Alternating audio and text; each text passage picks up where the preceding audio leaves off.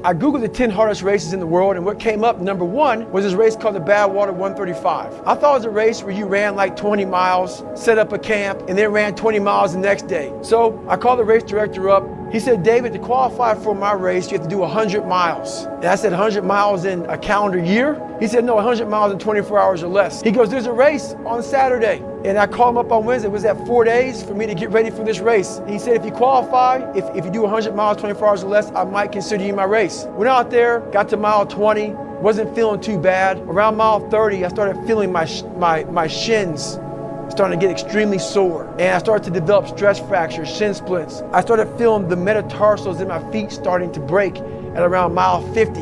By mile 70, I was totally destroyed. And I sat down in this blue lawn chair and I literally couldn't stand up. I was discolored, I was pale. I was in the worst shape of my entire life. I'd been in 3 hell weeks, Ranger school, and this was the worst situation I've been in my entire life. I thought I was literally dying. And I had to make this enormous thing small. My dizziness went away after about an hour. I got to mile 81. They said, you're not gonna make the time. I had 24 hours and I was going so slow, taking so much time. This is when I realized my mind and my body and my spirit became one for the first time ever. And I went to a level that I never thought was humanly possible for myself or anybody else. And I ran 19 miles, did 100 miles, actually did one more mile.